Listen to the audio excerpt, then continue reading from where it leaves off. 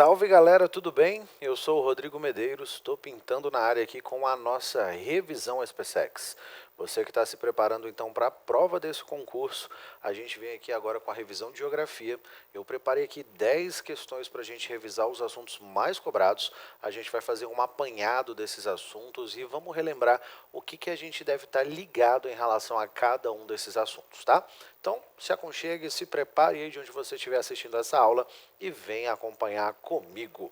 Gente, vamos lá então. Quando a gente fala dessa nossa prova da SPSEX, tudo que eu quero saber é, em geografia, quais são os conteúdos mais cobrados, né? Então, eu coloquei aqui uma tabela para a gente das últimas provas, né? A gente vai pegar os últimos 8 anos, basicamente, de provas, e desses últimos anos, vai de 2014 até 2022, a gente tem a distribuição de conteúdos. À sua esquerda, você vai ter aqui uma tabela com os conteúdos mais cobrados, tá? Então, de modo geral, a gente vai revisar hoje uma série desses assuntos. A gente vai falar sobre todos eles praticamente, tá? Eu vou pensar assim, se esses foram os conteúdos mais cobrados numa série histórica, então a probabilidade de que eles apareçam na prova desse ano, que eles apareçam na próxima prova, é muito alta. Então a gente vai pensar naquele sentido. Bom, eu me preparei ao longo do ano e agora eu preciso fazer uma revisão de alguns assuntos de geografia. Quais assuntos eu vou priorizar? Então eu vou priorizar a revisão nesses que têm uma grande chance de ser cobrados. Se você for reparar aqui, ó, todos os assuntos que tiverem ali na casa dos 7, 8 ou 9 itens que apareceram nessas provas, eles vão ter então praticamente uma ocorrência por ano. Claro, vai ter prova que teve 2 ou mais questões daquele assunto, né? Mas a gente vai ter então essa tendência, essa probabilidade. Quer dizer então que na minha revisão final, para eu dar uma última olhada aí nesses mapas mentais, nas listas de exercício ou mesmo nas provas anteriores, eu vou dar uma preferência então para estes conteúdos, tá? Na sua direita, a gente tem conteúdos que são um pouco menos cobrados, mas que, se a gente for reparar de um jeito ou de outro, eles acabam estando relacionados com esses grandes assuntos, né? Se eu for pegar, por exemplo, aqui, ó, fuso horário, a gente tem uma questão nessa série histórica, mas geralmente é muito associado à cartografia instrumental, né? Geografia instrumental, cartografia, fuso horário, escala geográfica, então, de repente, está um pouquinho relacionado. Então, a gente colocou ele ali específico como um só, considerando que aquela questão ali ela requeria só os conhecimentos de fuso horário. Mas muitas vezes, se eu quiser falar, por exemplo, ó, de Brexit ou dos BRICS, uma questão cada um na série histórica, eu vou ter que falar de geopolítica e blocos econômicos. Então aqui é porque eram questões um pouco mais específicas dentro desses assuntos, tá? Então se liga nessa situação. Então se você quer dar uma preferência, este lado esquerdo aqui, ele é muito bom para você. A gente vai estruturar nossa revisão hoje dividida em geografia física, 5 principais tópicos, e geografia humana, também 5 principais tópicos, tá? Vamos lembrar que na geografia, essa divisão de geografia física, relevo, clima, vegetação, a gente só faz essa divisão para ficar mais fácil o estudo, né? Na prática mesmo, a geografia ela não é essa divisão, ela é a relação entre os dois, a parte do natural e a parte do social sempre interagindo. Então a gente vai ter 5 questões principais, 5 principais tópicos da geografia física e 5 principais tópicos da geografia humana na aula de hoje. Vamos seguir aqui, só para a gente relembrar, né? Que tipo de prova é a nossa? A nossa prova é uma prova onde as questões de geografia são divididas em 12 números de questões, né? 12 questões. Elas são questões geralmente muito contextualizadas, então a gente vai ter afirmativas que vão sinalizar para uma opção de múltipla escolha. Geralmente é aquele tipo de questão, né? Analise as seguintes afirmativas. Aí você tem 1, 2, 3, 4, 5 afirmativas. E no final, quais dessas afirmativas são as corretas? É a 1 e a 3 e a 5? É uma, 2 e a 4? E a gente tem essas distribuições. Então você vai ter que estar julgando todas as afirmativas quase o tempo inteiro. Ou opções diretas em alternativas A, B, C, D e E e marque a alternativa correta. Ou também pode acontecer a afirmativa incorreta, do tipo, né? Todas as afirmativas abaixo são corretas, exceto. Então, vou marcar aquela falsa. Esse tipo de questão, ele é muito legal porque, numa questão, a gente consegue, essa parte que está em vermelho aqui, ó, em uma questão de um conteúdo, a gente vai ter uma série de enunciado e alternativas e afirmativas, a gente consegue abordar praticamente o conteúdo inteiro de um conteúdo, de um assunto, né? Então vai cair lá blocos econômicos, por exemplo, então vou ter 4 alternativas que vão dar 4 grandes opções abrangendo esse nosso conteúdo. Isso é legal, né? Porque às vezes a gente pode não lembrar de uma situação em específico, mas a gente está lembrando ali do conteúdo de modo geral, tá? Então a gente vai ter 12 questões afirmativas contextualizadas, geografia do Brasil e geografia geral. Então eu posso pegar aquela questão geografia física e geografia humana, e eu vou ter geografia física e humana do Brasil, geografia física humana e geografia geral. Qual é a diferença? Se for uma questão de relevo, por exemplo, né? Então o relevo do Brasil, classificação do relevo brasileiro, compartimentos de relevo que tem no Brasil. Se for uma questão de geografia geral e o tema é relevo, vai ser o relevo no sentido de geologia geral, como é que funcionam as formas de relevo, como é que é a questão da erosão, quais são os agentes internos e externos. Então, a gente tem essa divisão, né, o conhecimento amplo e esse conhecimento aplicado à realidade brasileira. As duas aparecem para você. Por isso, esse último tópico aqui, ó, vai sinalizar para a gente a importância de resolver tanto exercícios, e a gente tem vários deles aí na plataforma. Se até agora você não deu uma olhada, é uma ótima forma de fazer uma revisão. E a gente tem também aquela necessidade de fazer as provas anteriores, por 2 motivos. Você vai pegar a tônica das provas, o tom, a gente vai pegar a forma como ela é elaborada, basicamente, os principais assuntos, como é que esses assuntos aparecem. E segundo, você vai marcar o tempo que você leva para responder as 12 questões de geografia. Você deve levar aí coisa de 30 a 40 minutos para fazer uma prova dessa, né? São questões grandes. Tire por essa revisão aqui, marca o tempo dessa aula, a gente vai resolver 10 questões comentadas aqui. Então, na prova, você deve gastar um pouquinho menos de tempo do que aquele que a gente vai marcar, vai gastar aqui nessa aula de hoje. Tudo bem? Para finalizar a sua revisão, a gente tem lá, só para revisar aqui, a gente falou disso na nossa aula inaugural, né? A bibliografia recomendada pelo nosso edital são 3 livros de geografia para você estudar por ele. 3 livros, mas que marcam datas diferentes, né? Então, basicamente, são 3 autores. Então, o primeiro desses autores é o Demétrio Magnoli. A gente vai ter o Geografia para o Ensino Médio. A gente vai ter anos, né, da publicação desse livro. O principal, de 2012, é o mais utilizado, é esse aqui. Mas eles apontaram também o de 2004 e o de 2005. Nesse sentido, mais para garantir que possa haver alguma divergência entre porcentagens, por exemplo, dados de tabelas, né, que é o que são atualizados de uma edição para outra. Eu coloquei aqui as capas para facilitar essa identificação. Esse é o primeiro autor. O segundo autor importante, na verdade é uma dupla, né, é Eustáquio Sena e João Carlos Moreira, que vão ter também Geografia Geral do Brasil, volume único, para o ensino médio. A publicação de 2012, que é essa que está aqui por trás, ó, do fundo branco com as letras em verde, mas o mais utilizado é a publicação de 2018, que é esse que está na frente, essa capa cinza. Então esse livro ele é muito utilizado para a elaboração das provas. E quando eu falo livro é utilizado, gente, é uma situação assim, eu tenho trechos do livro na elaboração das minhas questões numa prova como a SPSEX. Então, às vezes, aquelas afirmativas elas aparecem idênticas ou muito parecidas com as que são abordadas no livro. Aí você vai falar, professor, na revisão vou ler esses livros todos? Não. Por isso é importante você dar uma olhada nas questões anteriores. E se precisar, você tendo esse material em mão, você dá essa conferida ali. E o terceiro autor é a Lígia Terra, na verdade é mais um trio, né? Regina Araújo, Lígia Terra e Raul Borges Guimarães, também com material para o ensino médio, datas, né, de publicação 2009, e o mais utilizado que vai ser o de 2015, que são esses que estão aqui para frente para nós, tá? Então, só para relembrar essa situação, a gente falou disso lá no comecinho do ano, essa aqui são a nossa bibliografia recomendada pelo edital. E aí aqui a gente começa de fato a nossa revisão. Os nossos destaques hoje em Geografia Física são esses 5 tópicos. O número na frente significa o número de questões que apareceu naquela série histórica, que é um levantamento nosso. Então, se eu fosse falar para você assim, ó, professor, qual é a chance aí de eu saber 80% dos assuntos de geografia física que vão cair na minha prova? Eu te falaria, então, esses 5 assuntos, tá? Então, climatologia, questões de clima, questões de gráficos, né, como o climograma, os climas do Brasil, os climas a nível do mundo, os fatores climáticos, etc. Eu vou entrar em detalhes também, tá? Relevo, fontes de energia. Fonte de energia é engraçado, é interessante porque esse é um assunto que vai fazer uma ponte bem legal, né, entre geografia física e geografia humana. Ele vai pegar as características de como se formam essas fontes de energia e quais são os seus aproveitamentos bem diretos, né, na questão da sociedade.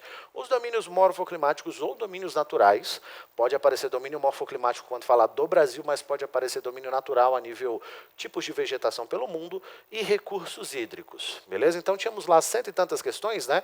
Se eu somar aqui, ó, já deu 16, 22, 28, 32 questões. Vou ter algo entre 30% a 40% da minha prova. Então, da distribuição de questões que a gente tem, 30% a 40% podem ser questões de geografia física. Eu estou fazendo essa afirmação com base no quê? No levantamento histórico dessa ocorrência, beleza? Somando todas as questões. Pode acontecer de você ter uma prova aí que tenha uma predominância de questões de geografia física, nada impede disso, tá? A prova de 2 anos atrás, por exemplo, foi uma prova muito de geografia política, teve muito geopolítica, né? E aí a gente acabou deixando de lado alguns outros assuntos. É possível, né, que a gente possa ter guinadas nesse sentido, mas quando eu analiso a série histórica, eu estou num lugar mais seguro. Vamos agora, tópico por tópico, vamos dar uma olhada em que a gente tem de interessante. Vamos começar com o assunto climatologia. Isso aqui, gente, ó, é o teu resumo. Isso aqui é o teu sumário de estudos. Se você quiser revisar o assunto climatologia, eu vou recomendar que você veja, então, os climas brasileiros, quais são. A gente vai ter esse gráfico aqui para trazer essa informação.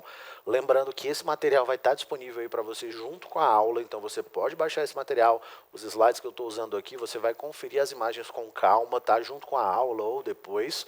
Então, saber as características, as localizações e as particularidades de cada um desses climas, tá? Uma dica. O clima subtropical, ele tem uma diferença muito significativa em relação aos outros tipos de clima no Brasil, que são climas, no geral, né, quentes e úmidos, com exceção do tropical semiárido, né, que ele tem uma má distribuição de chuvas, mas também é quente. Então, esse clima subtropical, ele vai ser muito quente no inverno e vai ser muito quente no verão, perdão, e vai ser mais frio no inverno do que todos os outros climas brasileiros. E aí essa diferença a gente chama de amplitude térmica. Se liga nessa afirmativa que vira e mexe ela aparece nas questões, tá? De modo geral, elementos e fatores climáticos. Então aqui vai ser interessante a gente saber o que faz o clima ser tão variável, né, como temperatura, pressão, umidade, e saber também o que é que gera a característica específica do clima de um lugar. Então, latitude, altitude, maritimidade, continentalidade, como é que essas coisas funcionam? As massas de ar, como é que elas atuam pelo Brasil, né? Então, a gente já tem aqui também uma segunda imagem tratando isso. Como que as massas de ar atuam no Brasil no verão e como é que elas atuam no inverno, quais são as principais, quais delas são secas, quais delas são úmidas, isso aqui é interessante a gente saber, tá? Amplitude térmica, que foi aquilo que eu te falei, né?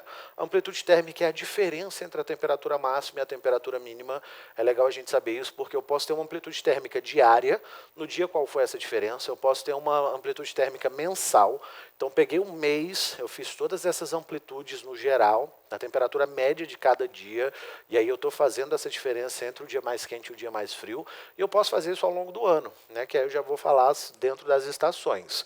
Então pode aparecer para você amplitude térmica diária, amplitude térmica anual, são situações que vão aparecer na sua revisão também. E massas de ar que atuam sobre o Brasil, que é aquela ideia que eu falei aqui no canto, né? Você tem duas massas equatoriais, uma continental e uma atlântica, duas massas tropicais, uma continental e uma atlântica, e uma massa polar, esta é a atlântica, então a massa oceânica, beleza? Saber disso aqui é legal, se tiver alguma dúvida desse assunto, volta lá no fórum, volta lá naquela distribuição, dá um play na parte de aula de clima e reveja com calma esse assunto. Aqui eu coloquei uma questão. A gente vai ter 10 questões hoje, essa daqui vai ser a primeira. Eu coloquei uma para a gente dar uma olhada em como é que vai ser essa distribuição, né, de questões e tal. E eu distribuí essas questões entre questões do nosso certame e questões do nosso banco de dados, tá? Então vamos aqui, ó, uma questão que foi do certame, é uma questão oficial do ano de 2019. Apareceu assim, a figura abaixo é uma representação dos principais climas que atuam no Brasil. Então você tem aqui os climas, né? 1, 2, 3, 4, 5, 6, então 6 tipos climáticos. E você tem aqui, considere os seguintes climogramas, que são esses, o climograma X, o Y e o Z, beleza? Então, que representam as médias anuais de temperatura e a pluviosidade de 3 cidades brasileiras. A linha é a temperatura, as barras, então, é a pluviosidade, né? Quando eu olho o climograma X, eu tenho chuvas concentradas no começo do ano, médias de temperatura muito altas. No Y, eu tenho uma queda de temperatura no meio do ano, mas ainda assim, né, em patamares considerados quentes, e a chuva cai com o inverno, provavelmente o clima tropical típico. E no climograma Z, eu tenho uma queda de temperatura mais acentuada, provavelmente o clima subtropical, com chuvas bem distribuídas ao longo do ano. Beleza. Vamos lá, considerando as características climáticas brasileiras, podemos afirmar que, letra A, o climograma X é representativo do clima 1, que é o tropical de altitude, e pode representar a cidade de Boa Vista. Falso, né? Aquele clima 1 que a gente tinha ali, ele vai ser caracterizado como clima equatorial semiúmido, digamos assim. Né? A gente vai ter aqui o equatorial úmido no 2 e aqui a gente vai ter um equatorial semiúmido. Ou alguns autores, quando a gente for pegar, por exemplo, o Eustáquio Ceni, vai colocar isso ali como um tipo de clima tropical. Então, falso. Na B, o climograma Y é representativo do clima 3, que é o semiárido, que representa a cidade de Petrolina. A gente viu que aquele Y podia ser um tipo de clima tropical típico, né, do centro do Brasil, tropical tradicional. Então, falso. C. O climograma Z é representativo do clima 6, que é o subtropical, representando a cidade de Porto Alegre. E aí aqui é verdadeiro, né? A gente viu que ele é o que tem a maior queda de temperatura, então é que o inverno vai ser mais frio, então ele tem maior amplitude térmica. E é um subtropical considerado úmido, né, com ausência de estação seca. Por isso, então, na letra C, a afirmativa está correta. Veja só, eu estou trazendo 3 referências, né? A referência de eu olhar no gráfico, a referência de eu olhar no mapa e a referência de eu saber se a associação está correta e a cidade que está sendo mostrada aqui também, beleza? D e E, então, estavam errados, né? Falava que o X era Goiânia com clima 4, quando, na verdade, aquele clima X ele vai representar uma região de clima mais quente, né? Talvez o equatorial. E o E, o climograma Y representativo do clima 2, que é o equatorial úmido, sendo na cidade de Manaus. A gente viu que o X e o Y era o do meio, era o clima tropical. Beleza? Então, letra C nessa questão. Vai julgando. Você achou difícil, fácil essa questão? E aí você consegue tentar dar essa mapeada. Pode aparecer questões diferentes, tá? Lembra disso. Existem questões com efeitos do clima, elementos, fatores climáticos. Então, isso aqui é só um exemplo para a gente. Segundo tópico importante, relevo e solos. Eu estou colocando em grau de importância aqui, né? Para revisar, geologia geral é essencial. Então, saber como é que funciona erosão, deposição, placas tectônicas, movimentos tectônicos, agentes internos, agentes externos, isso aqui é básico para a gente saber, tá? Depois, escudos cristalinos e bacias sedimentares também é importante. Eu vou pensar que um escudo cristalino é uma área que se formou aí com a predominância de rochas magmáticas e até metamórficas, bastante consolidadas, e uma bacia sedimentar se formou pela deposição de sedimentos. Beleza, então eu tenho que saber essa distribuição, posso fazer uma referência ao Brasil. Uma coisa que eles fazem muito é o seguinte, ó, escudo cristalino, exploração de recurso mineral metálico, bacia sedimentar, exploração de recursos fósseis, como o petróleo. Então essa associação aparece para a gente. Conhecer o relevo brasileiro, que aí já é esta classificação aqui, né? Essa classificação em 28 unidades de relevo, feita pelo professor Jurandir Sanches Rosa, em 3 compartimentos, planaltos, planícies e depressões. Dá uma olhada com calma, você não precisa decorar essas 28 formas, mas saber que são essas 28 unidades, né? Mas saber que são 3 grandes compartimentos de forma, né? Planalto, planície e depressão, as características gerais é importante, e saber essa relação em temperismo e erosão, né? Intemperismo, então, é aquilo que faz uma rocha perder sedimentos, a erosão vai acontecer com isso, e a deposição, o transporte através dos rios, do vento e tal, levando esses sedimentos para algum outro lugar. Vamos ver uma questão sobre esse tema. Antes desse tema, a gente tem isso aqui, ó. Dá um print nessa situação aqui, ó, desses 4 tópicos, ou baixa o material e dá um print por lá para ficar bonitinho, né? 4 compartimentos, a estrutura litológica, os agentes do relevo, os tipos de rocha. A gente tem um pequeno resuminho aqui para você ir com fé e a gente conseguir estruturar essa revisão, tá? Não preocupa, faz isso com calma, eu vou até passar reto aqui nesse momento. Vamos para a questão.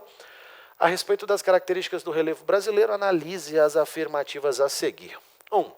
As formas grandes e pequenas do relevo brasileiro têm como mecanismo genético, de um lado, as formações litológicas e os arranjos estruturais antigos, de outro, os processos mais recentes associados ao desgaste erosivo de climas anteriores e atuais. E essa afirmativa aqui está correta, né? Quando eu vou falar de formas de relevo, essa questão de mecanismo genético é a origem da sua formação, né? A gente vai ter, de um lado, a estrutura antiga do nosso relevo, então o processo de consolidação do território brasileiro, e de outra, o aspecto mais recente dessa formação, né, que é justamente a erosão, o modelado recente. O relevo ele tem uma composição antiga e ele está sempre sendo modificado na sua parte superficial. 2. O relevo brasileiro apresenta altitudes modestas, com aproximadamente 90% do seu território tendo cotas altimétricas de até 800 metros acima do nível do mar. Afirmativa bonitinha também, correta, tá? O Brasil, então, tem uma consolidação de um relevo muito antigo, faz ele ter um relevo, então, muito desgastado na parte superficial, tendo, então, altitudes modestas. Se liga, gente, no Brasil a gente não tem cordilheiras montanhosas, né, dobramentos modernos, porque esses se formam nas bordas das placas tectônicas. Então, áreas recentes de relevo tendem a ser mais altas por esse processo de formação, principalmente quando eu tenho, então, choques de placas tectônicas. 3. O território brasileiro é formado por estruturas geológicas recentes, com exceção das bacias de sedimentação antiga, como a do Pantanal Mato Grossense e da parte ocidental da bacia amazônica. Isso é falso, né? Como eu falei, estruturas geológicas antigas, não recentes, tá? E 4, o território brasileiro possui pequena diversidade de formas e estruturas de relevo, marcado pela ausência de dobramentos modernos. Tudo bem, temos ausência de dobramentos modernos, mas pequena diversidade, é grande a diversidade de formas. A gente viu lá que eram 28 unidades, né? Então é uma grande diversidade em 3 grandes compartimentos. Por isso, 1 e 2 são as corretas, eu marco letra A. Você vê que uma questão dessa abordou um pouco de tudo, né? Um pouco de geologia geral, um pouco de característica do relevo, não falou muito de classificação, né? Quando for falar do professor Haroldo de Azevedo, Aziz Absabe, Jurandir Ross, a gente tem essas questões também. Próximo tópico, fontes de energia. Como eu falei, fonte de energia faz aquele gancho entre as áreas de geografia geral e geografia física, né? Quando você baixar esse material, dá uma olhada com calma nessa imagem, que é a distribuição da matriz energética por fonte no Brasil, e a gente tem a nossa matriz bem divididinha ali, mais recente, de acordo com o balanço energético nacional. Você vai reparar que o Brasil, de modo geral, tem uma fonte energética renovável, uma porcentagem do uso de fontes renováveis maior do que a média mundial. E aqui é muita atenção, existem muitos peguinhas com isso. A média de fontes renováveis na nossa matriz é de 40% a 45%, depende do ano, né? Tem ano que é 40%, 42%, 44%, a gente fica por ali. E aí, quando eu falo assim para você, o Brasil, de modo geral, tem uma matriz mais renovável que a média mundial, isso é verdade. Beleza? Na média mundial, principalmente nos países desenvolvidos, as fontes renováveis vão de 10% a 15% e ficam por ali. Então, o Brasil tem uma matriz mais renovável do que a média mundial, isso é verdade. Agora, no Brasil, a gente ainda tem uma predominância do uso de fontes não renováveis. Pô, se a renovável então é 40%, quer dizer que esses 55% a 60% são de fontes não renováveis, com o principal uso do petróleo. Então é importante saber essa distribuição da matriz energética brasileira. Os impactos ambientais associados ao uso de cada fonte, que tipo de impacto ambiental ele gera, se é a combustão, se é a queima, se é o descarte irregular de placas solares, é bom a gente saber disso, tá? Os aspectos gerais de cada fonte, então às vezes pode cobrar lá energia solar ou energia eólica e pode te cobrar algum princípio de como aquela fonte ela vai gerar essa questão de consumo de energia para a sociedade. A questão de eletricidade, é legal a gente saber isso aqui, né, que as indústrias são as que mais consomem eletricidade, depois as residências e depois o comércio. E a gente tem uma questão importante que é o cinturão carbonífero no Brasil, que fica na região sul. Então, se aparecer para você falando assim, ó, o Brasil é um grande produtor mundial de carvão, você vai falar não, tá? Porque no Brasil, na região sul, é que a gente tem um cinturão carbonífero e um carvão aí que não tem a qualidade adequada para ser utilizado nas principais indústrias, fazendo com que a gente precise importar parte desse carvão mineral, beleza? Uma questão de fontes de energia, já de uma bem recente, né, do ano passado, 2022, que diz: à medida que ocorreram evoluções tecnológicas, novas fontes de energia foram descobertas e tornaram o trabalho humano mais eficiente. Desde a primeira revolução industrial, a força humana foi sendo substituída por energias oriundas da queima de combustíveis fósseis. Beleza. Analise o gráfico, ele estava acima, mas eu coloquei de lado aqui, né, referente à oferta de energia no mundo. Os itens 1, 2 e 3 do gráfico referem-se respectivamente a quais fontes de energia. Então, a gente não tem qual é, a gente só tem aqui, né? 1, 2, 3, 4, 5, 6, 7. E aí eu estou dizendo assim, ó, A1 é a que usa mais, pelo tamanho da barrinha. A2 é a segunda mais utilizada. A3 é a terceira mais utilizada. Acabou. A gente tem 4, vai diminuindo aqui, está em ordem, né, pelo uso. Então, se eu vou pensar que é a matriz mundial, qual é a fonte mais utilizada na matriz mundial? Esta é o petróleo. Vai estar na casa aí dos 30% a 35% da matriz mundial. O segundo, ainda em fontes fósseis, é o carvão mineral. Então vai estar na casa desses 30, quase 30% dessa média. E o terceiro, a outra fonte fóssil, que é o gás natural. Então eu tenho que achar a alternativa que tem isso, né? Aqui começa com petróleo, então tenho aqui as três últimas, né? Aqui a segunda seja carvão mineral, já achei a letra C, e aqui a terceira seja gás natural. Por isso, eu vou lá na letra C e assinalo ela como correta. Então essa questão não era difícil, ela só queria que você soubesse as três principais fontes utilizadas no mundo. Aí o problema era, se alguém leu a primeira como fontes fósseis, aí pronto, aí a gente já se confundia aqui nas outras, né? Mas aí a gente não teria essa opção, de repente a pessoa conseguiria olhar ali e dava mais certo depois. Gente, até agora, 3 questões, como é que vocês foram? Você está achando difícil, está achando fácil, os tópicos estão relevantes, estão fáceis para você? Isso é legal, vai mostrar o quanto a sua revisão ou o seu estudo já gerou esses frutos, né, para você até o momento de agora. Próximo tópico, vegetação, né? Se for brasileiro, pode aparecer com esse termo, domínios morfoclimáticos, que é uma característica, uma classificação, na verdade, mais específica, né, feita pelo professor Aziz Absaber, lá nos anos 60, mas pode aparecer igual está aqui, ó, quando você for baixar esse material, você vai ver que temos ali a distribuição de vegetação pelo Brasil, deixa eu aumentar aqui para você ver, né? Então a gente vai ter aqui, ó, 9 tipos de vegetação. Dá uma olhada com calma, sem pressa, tá? Aqui não são domínios morfoclimáticos, mas os tipos de vegetação em si. E aqui logo abaixo a gente tem a alteração dessa mesma vegetação. Então legal a gente perceber isso, né, que são vegetações bastante alteradas. O que está em vermelho é o que já foi alterado das áreas de cobertura original, beleza? Então eu tenho que saber os domínios brasileiros, eu tenho que saber os domínios mundiais. Então, na hora de revisar, revisa as características da vegetação brasileira e vegetações mundiais. Com mundial fala-se muito sobre taiga, tundra, né, porque a gente costuma confundir os dois, florestas temperadas, florestas pluviais, dá uma revisada nisso. Impactos ambientais aqui é certeza que a gente vai ter uma questão que possa falar sobre isso, né? Se cair questão de vegetação, eu posso ter uma alternativa falando sobre o impacto ambiental, porque lá é uma parte onde eu consigo visualizar isso muito bem, né? A questão do desmatamento, a questão da destruição de áreas florestais.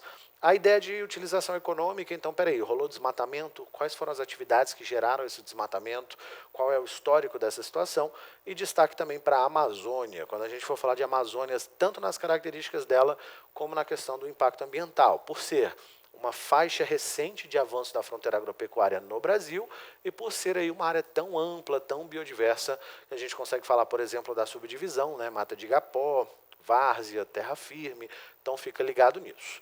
Vamos ver uma questão. Aqui, para facilitar esse rolê, gente, eu coloquei aqui, né, os domínios naturais brasileiros com as principais características, igual eu tinha feito lá na questão de relevo. Dá uma olhada também, porque aqui é como se fosse palavra-chave, sabe? Então, assim, ó, se falar de Amazônia, vai falar latifoliadas. O que são as latifoliadas? Arco do desmatamento, igapó, várzea, terra firme. Então, tem essa pontuação aqui, sabe? Essa separação de palavras que podem aparecer. Então, isso aqui é uma tela bem legal para você fazer a sua revisão. Vamos ver a questão.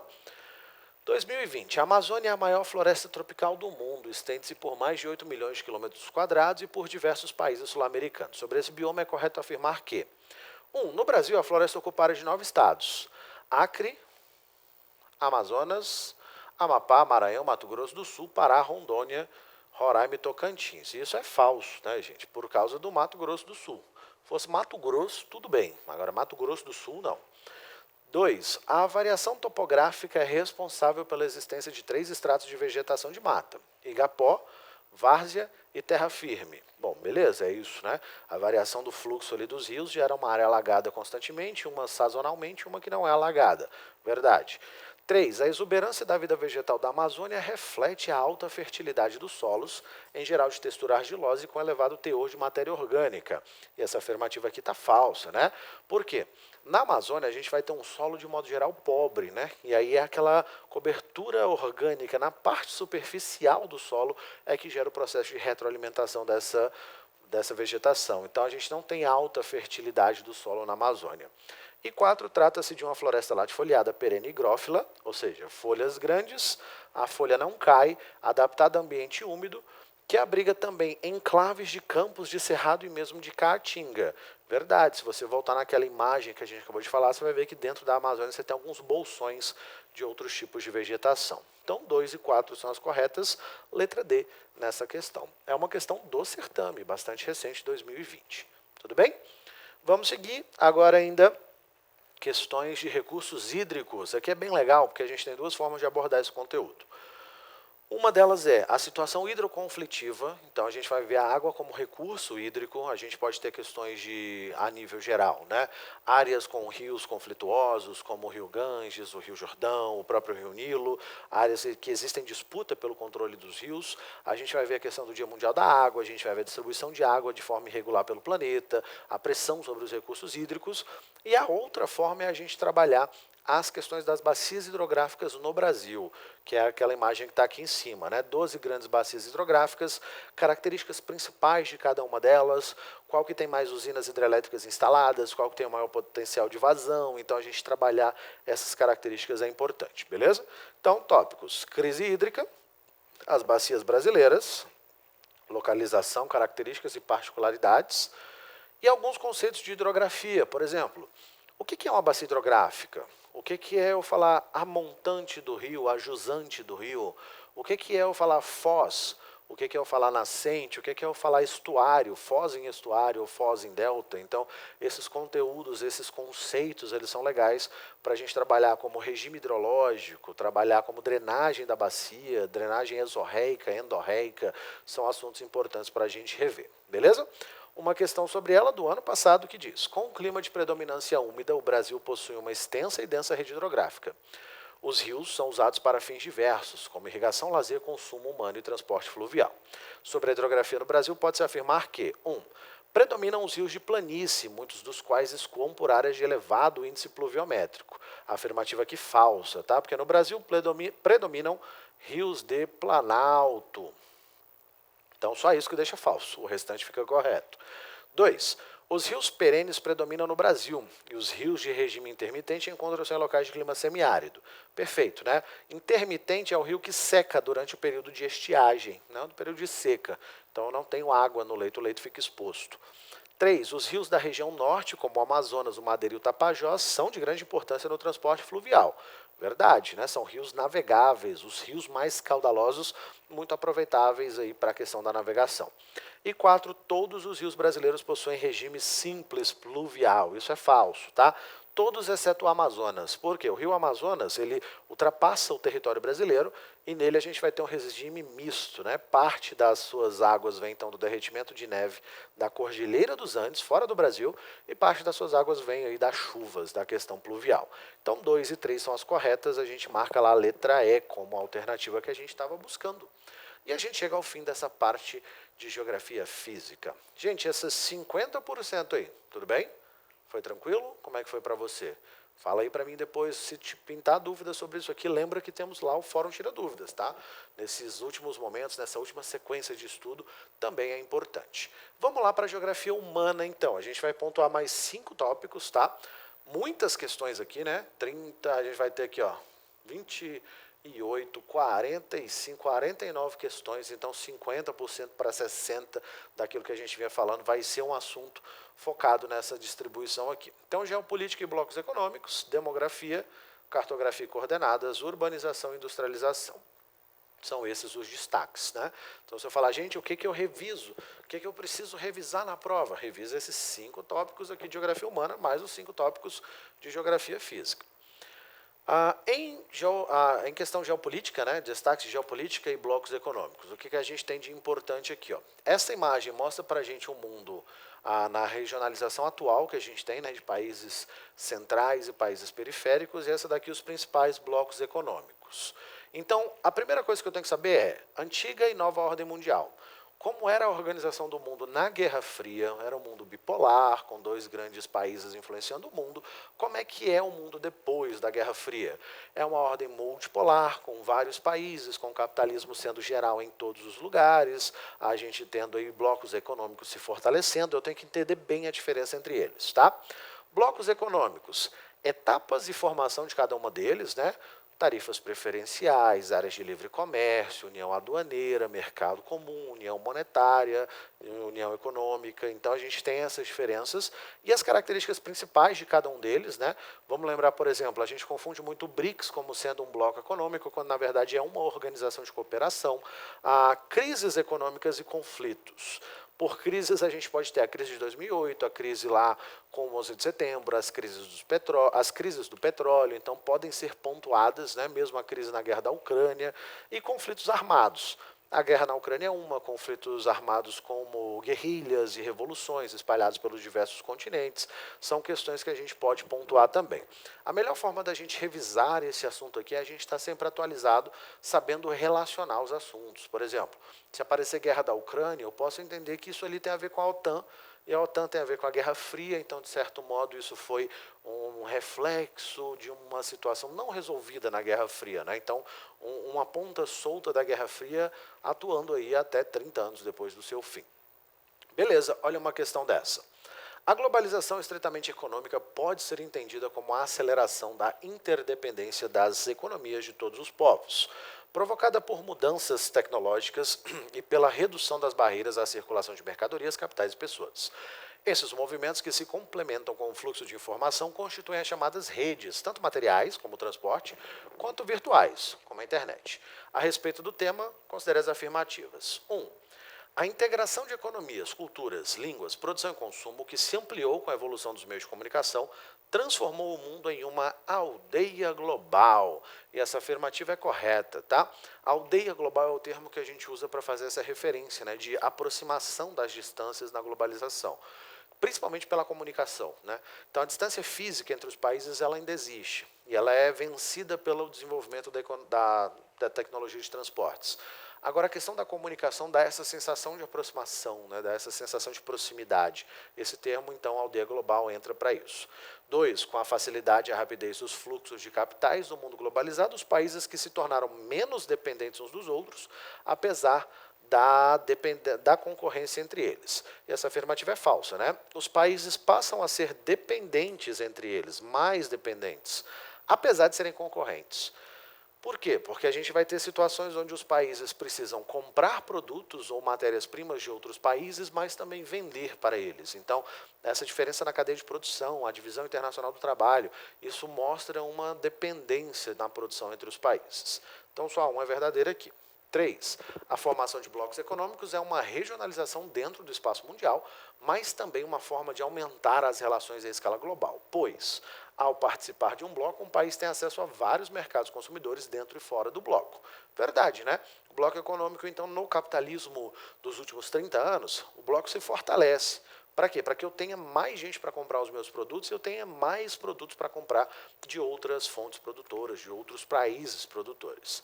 E 4. A globalização impossibilitou que certas questões como problemas ambientais, aumento da pobreza, crises econômicas, direitos humanos, tráfico de drogas e ações terroristas sejam discutidas e resolvidas em conjunto pelos países. Falso, né? Na verdade, ela possibilita essa discussão.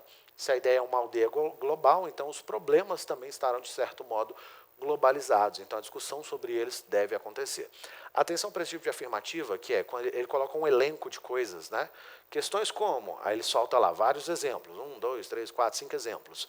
Dá uma conferida se esses exemplos fazem sentido ou não, tá? Se tiver um assunto ali que não faz sentido, se tiver um desses exemplos, né, esse elenco, ele pode deixar toda a afirmativa falsa. Não foi o caso aqui, mas também é falso.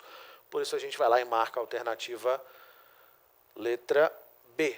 1 e 3 são as corretas. Beleza? Seguindo. Cartografia e coordenadas. Eu fui aqui pela distribuição de questões, né? A gente tem um histórico de ter pelo menos uma questão que envolve uma análise cartográfica, né? A gente está falando de uma prova militar que envolve muito esse estudo, esse conhecimento de uma geografia instrumental. Então a gente tem pelo menos aí uma questão por ano que aparece dessa forma, né? Eu preciso saber me localizar no espaço, então coordenadas, latitude e longitude, norte, sul, leste, oeste, eu preciso saber essa distribuição. Eu preciso saber de escalas cartográficas, né? Então, 1 para 5.000, 1 para 5 milhões, seja na forma numérica, seja na forma gráfica. E eu preciso saber das projeções, né? A projeção cilíndrica, a projeção cônica, a projeção plana, a forma como eu estou trabalhando essas diferentes representações do planeta Terra. É legal saber disso. Então dá uma revisada nesse assunto. Lá no curso ele está na parte final, né, na parte depois que a gente discute geografia humana e física, justamente por ser uma questão mais instrumental. E uma questão aqui, ó, bem recente, 2021, que era assim, ó, o extrato da carta ao lado representa a topografia de um povoado, sabendo-se que a caixa d'água na quadrícula 2B, então a caixa d'água é essa aqui, ó, né? Com capacidade de 1.000 metros cúbicos, ameaça romper, a defesa civil emitirá um aviso de alerta para que moradores abandonem suas casas.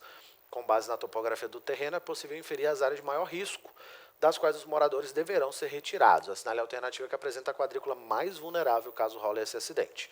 Ou seja, é uma caixa d'água que está numa região altimétrica, né? Cada linha dessa aqui é um ponto de altitude. Veja, ó, 1.200 metros, 900 metros, 500 metros, né?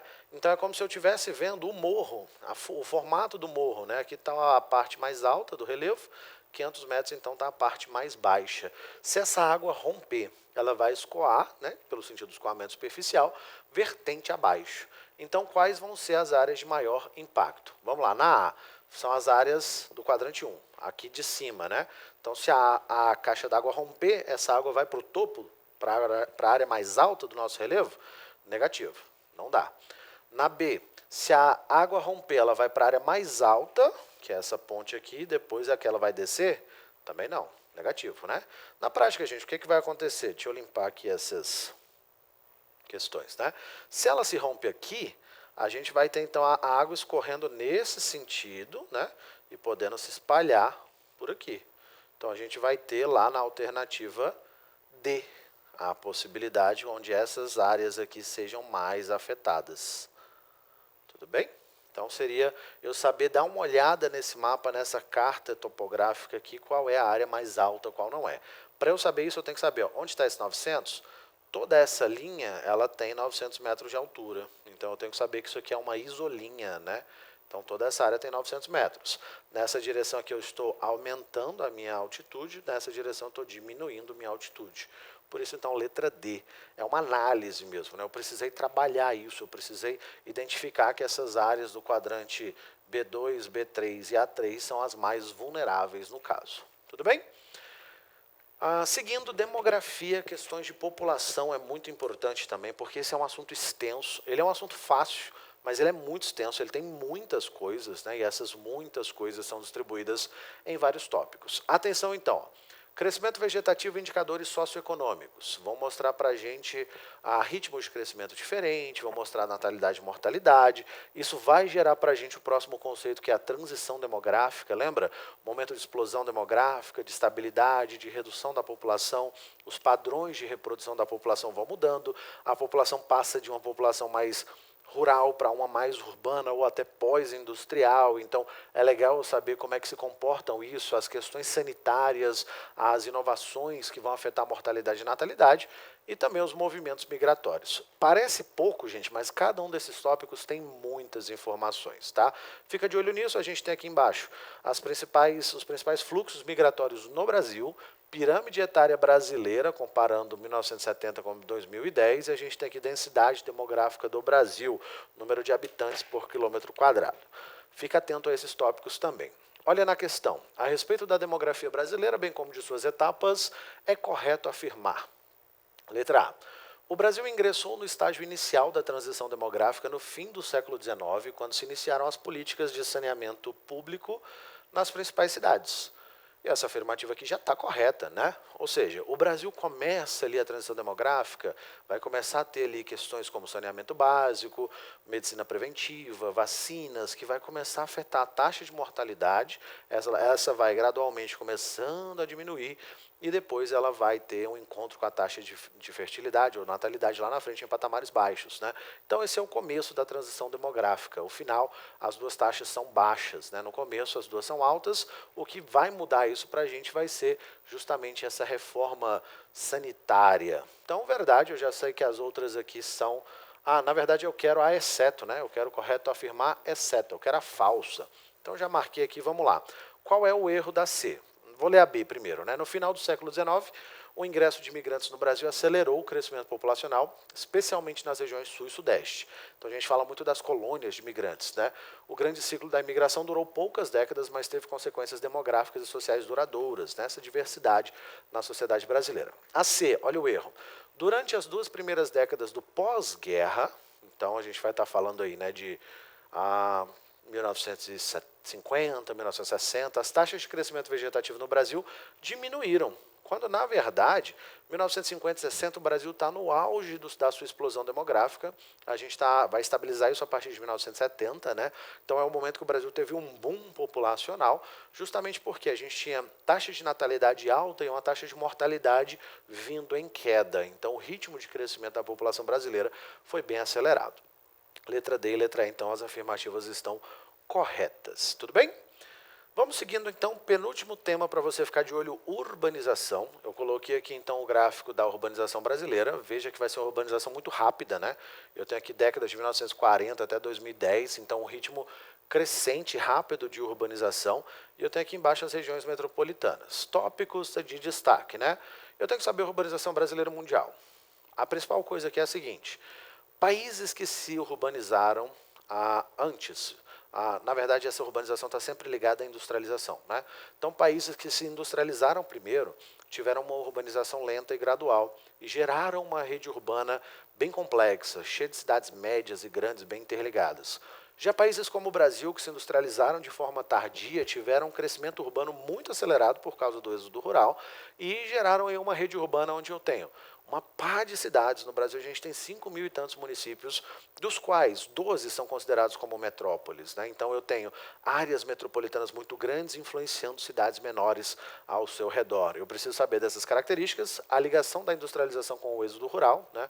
Questão da oferta de emprego e fechando emprego lá no campo, e problemas urbanos. Aí aqui já é um assunto bastante amplo, né? Seja a questão da violência, seja a questão do lixo, seja a questão de resíduos sólidos, questões de poluição, como as indústrias, questões como lixo na rua, questões que vão voltar aí como transporte público, enfim, moradias precárias, são vários os problemas urbanos. Olha uma questão então, ano passado, a urbanização ocorre quando a população urbana supera a população rural. No Brasil, esse processo ocorreu principalmente após a Segunda Guerra Mundial e apoiou-se basicamente no êxodo rural, pois devido à modernização das técnicas de trabalho rural, muitos trabalhadores do campo foram para a cidade em busca de novas oportunidades. Sobre a urbanização do Brasil, é correto afirmar. Letra A. O processo de urbanização no país ocorreu de forma igualitária em todas as regiões até meados do da década de 1970. Igualitário não, né? A gente teve, por exemplo, uma industrialização concentrada no Sudeste, então a urbanização vai ter uma característica lá. Então a gente ainda tem até hoje porcentagens diferentes desse grau de urbanização nas regiões brasileiras. B. Até os anos de 1980, o Brasil tinha a maioria da população vivendo na zona rural. Aqui já é falso, né? Em 1970, o Brasil vira um país urbano. O que isso quer dizer? A gente tem uma porcentagem maior da população vivendo nas cidades. C. Na região sul, o processo de urbanização ocorreu na mesma época que na região sudeste, pois essas duas regiões receberam um grande investimento em suas indústrias, o que favoreceu o êxodo rural. Na verdade, a região sul vem em seguida, né? Primeiro a gente tem um investimento muito forte na região sudeste, a região sul vem em seguida. Mas não confundam, tá, gente? A região mais urbanizada do Brasil, sudeste. A segunda mais urbanizada vai ser a centro-oeste. Por quê? Na região, os projetos de ocupação agrícola, né, de economia agrícola, são muito significativos, intensificaram muito o êxodo rural para as metrópoles, né, Brasília, Goiânia e tal. Então a gente vai ter Sudeste, a gente vai ter Centro-Oeste, aí sim, em terceiro lugar, região Sul, com a porcentagem de urbanização, em seguida Norte e Nordeste. Então aqui tudo falso. Letra D. A urbanização do Centro-Oeste foi impulsionada pela Fundação de Brasília, em 1960, e pelas novas rodovias que surgiram e que ligavam a região do Sudeste do país. Atualmente o Centro-Oeste apresenta o segundo maior índice de urbanização no Brasil, e foi o que a gente acabou de falar, é o que vai deixar a afirmativa correta, beleza? O erro da E. A única região do Brasil que não tem a maioria da população vivendo na zona urbana é a Nordeste. Falso, né, gente? No Nordeste é a que temos menor percentual, mas é 73%. Então é a maior parte da população vivendo nas cidades. Então letra D é a que a gente vai assinalar aqui como correta, beleza? E vamos para o nosso último tópico de hoje, industrialização. Aí você vira para mim e fala, professor, mas industrialização parece tão mais importante, né? Teve só aí 3, 4, 5 questões. É porque, na verdade, esse aqui é um tema que está ligado a todas as outras questões, né? Se eu falo ali de geopolítica, eu falo então de produção. Se eu falo de globalização, eu falo de indústrias, eu falo de fluxos. Então, ele é um assunto muito amplo que permeia outros conteúdos. Se liga nisso. Às vezes a gente bate o olho no assunto e acha que ele não é importante, mas os contextos que a gente usa para estudar eles são significativos. Industrialização, por exemplo, tem muito de Vargas, tem muito de JK, que faz um gancho muito legal com a geopolítica do mundo da época, né? A Segunda Guerra Mundial, o pós-guerra, então é legal a gente saber disso. Então, saber industrialização brasileira, Vargas e JK, governos militares e redemocratização. Pega aí de 1930 para frente, revisa isso com calma. Saber também industrialização mundial vai ser importante, né? No caso da SpaceX, a gente vai ter cobrando, por exemplo, Estados Unidos, as áreas mais desenvolvidas da industrialização nos Estados Unidos, um pouco da Europa, um pouco do Japão, principalmente quando for falar aí das revoluções industriais, tá? E aí, se a gente for falar também da questão dos países emergentes, países de industrialização tardia, os NICs, né, New Industrialized Countries, os novos países industrializados, ou quando a gente for falar de plataformas de exportação, então, nesse sentido, industrialização mundial é importante. Desconcentração industrial também, no Brasil ela rola a partir de 1970, e aí ela dura até 1985, dá uma pausa e volta depois dos anos 1990 com muita força.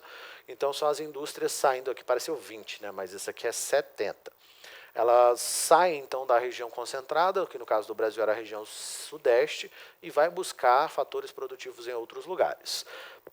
Planejamento regional é quando a gente for falar, por exemplo, das superintendências de desenvolvimento, Sudene, Sudesul, Sudeco, né, que eram órgãos que tentavam desenvolver a questão industrial, desenvolver a questão econômica dos diferentes regiões, e por causa disso a gente conseguia trazer iniciativas industriais para essas regiões, né? Os órgãos tentavam fazer isso, na verdade. Então, o planejamento regional passava também por essa questão econômica, está muito ligada à industrialização.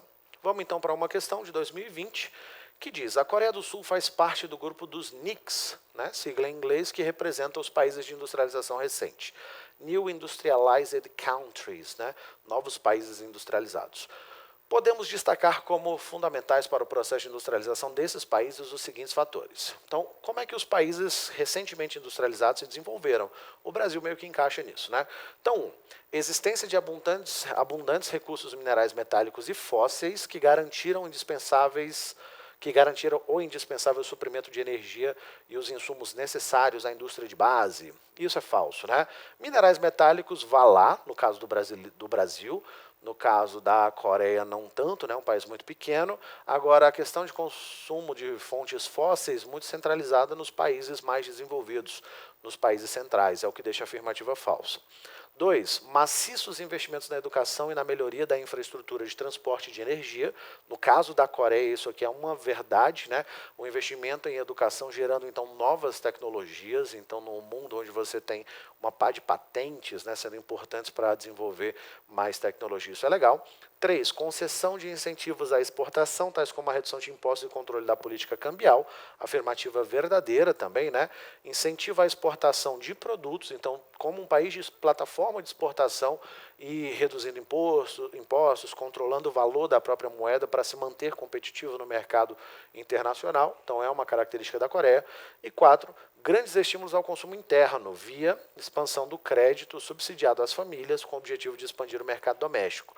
Falso, né? Se era um incentivo à exportação, esse mercado doméstico não era a prioridade, embora ele também tenha seus ganhos, né? Ele tenha seu crescimento, mas a Coreia tem essa questão de plataforma de exportação, assim como foram os tigres asiáticos, né? Durante muito tempo, a Coreia foi chamada também de um tigre asiático. 2 e 3 são as verdadeiras, então letra C é a que a gente vai marcar aqui nessa questão. Tudo bem? Gente, com isso a gente chega ao fim dessa nossa revisão. A gente pontuou vários assuntos importantes. Eu espero que você tenha curtido, eu espero que você tenha ido bem na hora de resolver essas questões aqui. Se tiver pintado qualquer dúvida, manda sua pergunta para a gente lá no Fórum Tira Dúvidas. A gente está pronto para te atender. Essa semana aí, o gás final, a gente vai estar lá acompanhando. Depois da prova, a gente vai ter a correção dessa prova aqui, a gente vai ter as questões de geografia e das outras disciplinas na plataforma. E é isso, reta final, cuide bem da sua questão da saúde mental, cuide bem da questão da ansiedade, a questão do nervosismo, faça um pouco das coisas que você gosta, dá aquela relaxada para a gente conseguir chegar bem na prova e lembrar de tudo que a gente aprendeu ao longo do ano, né? Na revisão e ao longo do ano. Um abraço e até a próxima.